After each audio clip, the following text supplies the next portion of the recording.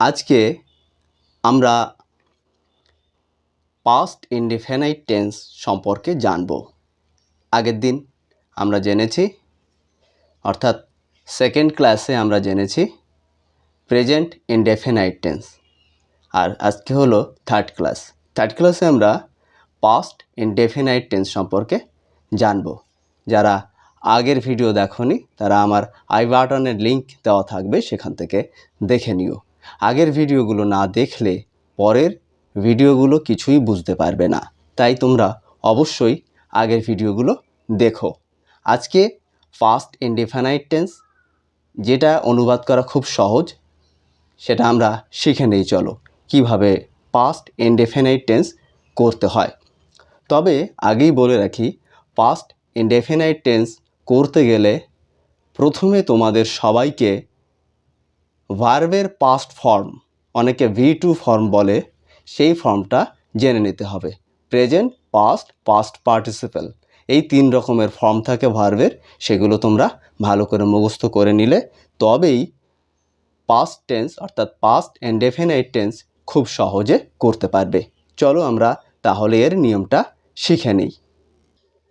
এখানে আমরা একটা বাক্য দেখতে পাচ্ছি, যেখানে লেখা আছে রাম ভাত খেয়েছিল। এই জায়গাটা, এই যে কাজ করা বোঝাচ্ছে যে জায়গাটা, এই জায়গাটা লক্ষ্য করলেই আমরা বুঝতে পারবো এটা কোন টেন্স। খেয়েছিল, তাহলে এটা আগের কথা বোঝাচ্ছে, আগের ঘটনা বোঝাচ্ছে, তাই এটা পাস্ট টেন্স হবে। তাহলে পাস্ট টেন্স বা পাস্ট ইনডেফিনাইট টেন্স অনুবাদ করতে গেলে প্রথমে সাবজেক্ট বসে, তারপরে ভার্বের পাস্ট ফর্ম বসে, তারপরে আদার্স বসে।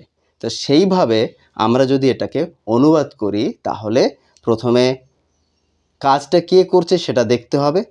রাম ভাত খেয়েছিল, এই খেয়েছিল, এই খাওয়া কাজটা কিন্তু রাম করছে, তাহলে রাম হলো সাবজেক্ট, অর্থাৎ রামকে আগে লিখব। তারপরে ভার্ব, ভার্ব কোনটা, যে শব্দ দিয়ে কাজ করা বোঝাচ্ছে, অর্থাৎ খেয়েছিল, এই শব্দটাই হলো ভার্ব, সেটা বসাবো। তারপরে আদার্স হিসাবে ভাতটা বসিয়ে দেব। অতএব আমাদের এখন অনুবাদ করে দেখে নিতে হবে। তাহলে অনুবাদ করলে আমরা দেখতে পাচ্ছি রাম সাবজেক্ট লিখলাম, তারপরে ভার্ব, ভার্ব হচ্ছে খেয়েছিল। খাওয়া ইংরেজি কি? খাওয়া ইংরেজি হলো ইট, ইটের পাস্ট ফর্ম হলো এট, তাই এট লেখা হলো রাম এট। আর আদার্স হিসেবে যেটা থাকছে ভাত, রাইস, রাম এট রাইস, তার মানে কি হলো রাম ভাত খেয়েছিল। তাহলে চলো পাস্ট ইনডেফিনাইট টেন্সের গঠনটা আমরা দেখে নিই। প্রথমে সাবজেক্ট বসে, তারপরে ভার্বের পাস্ট ফর্ম বসে, অনেকে ভার্বের পাস্ট ফর্মকে V2 বলে, তারপরে বসে আদার্স। তাহলে সাবজেক্ট হিসেবে রাম, তারপরে ভার্বের পাস্ট ফর্ম হিসেবে ইটের পাস্ট ফর্ম হলো এট, তারপরে আদার্স হিসেবে রাইস বসে গেল। চলো তাহলে আর কয়েকটা অনুবাদ করে আমরা দেখে নিই। এখানে একটি সেন্টেন্স পেলাম, সীতা বিদ্যালয়ে গিয়েছিল। তাহলে এখানে সাবজেক্টকে, আমাদের এই বিদ্যালয়ে যাওয়ার কাজটা কে করছে? সীতা করছে, তাই সীতা হলো সাবজেক্ট, তাই প্রথমে লিখব সাবজেক্টের সীতা। তারপরে দেখতে হবে ভার্ব কোনটা। বিদ্যালয়ে, বিদ্যালয়ে বললে কি কাজ করা বোঝাচ্ছে? না। তাহলে গিয়েছিল বললে কাজ করা বোঝাচ্ছে, তাহলে যাওয়া ইংরেজি কি? গো, গো এর পাস্ট ফর্ম কি? ওয়েন্ট, তাহলে সীতা ওয়েন্ট, WENT, ওয়েন্ট। তারপর হচ্ছে স্কুল, CHOOL, স্কুল। এবার স্কুলের আগে টু বসে, তাহলে কি পেলাম? Sita went to school. প্রথমে সাবজেক্ট, সাবজেক্টের পরে ভার্ব, ভার্বের পাস্ট ফর্ম বসেছে, গো এর পাস্ট ফর্ম হলো ওয়েন্ট, তারপরে টু স্কুল। আমরা কিন্তু পাস্ট ইনডেফিনাইট টেন্স শিখে নিয়েছি। আরেকটা করি, এখানে আরেকটা সেন্টেন্স পেলাম, আরেকটা বাক্য পেলাম, রাম নদীতে মাছ ধরে। তাহলে মাছ ধরা কাজটা কে করছে? রাম করছে, তাই রাম হলো সাবজেক্ট, তাই আমরা প্রথমে লিখব রাম। তারপরে আমাদের ভার্বটাকে দেখতে হবে। নদীতে বললে কি কাজ করা বোঝাচ্ছে? না। মাছ বললে কি কাজ করা বোঝাচ্ছে? না। তাহলে ধরে বললে কাজ করা বোঝাচ্ছে। ধরা, ধরাটাই হলো ভার্ব। ধরা ইংরেজি কি? ক্যাচ মানে ধরা। আর ক্যাচের পাস্ট ফর্ম, ভার্বের এই পাস্ট ফর্ম করতে হয়, অর্থাৎ ক্যাচের পাস্ট ফর্ম বা V2 ফর্ম হচ্ছে কট।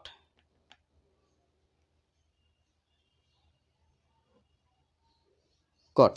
তাহলে রাম কট কি ধরে? মাছ ধরে। Ram caught fish.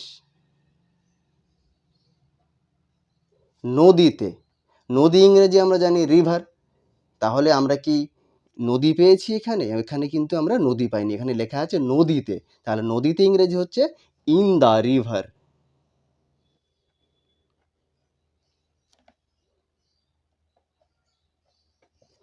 তাহলে আমরা কি পেলাম? Ram caught fish in the river. Ram নদীতে মাছ ধরে। চলো তাহলে আরও একটা সেন্টেন্স আমরা গঠন করি। একটুখানি ভুল হয়ে গেছে। রাম নদীতে মাছ ধরেছিল।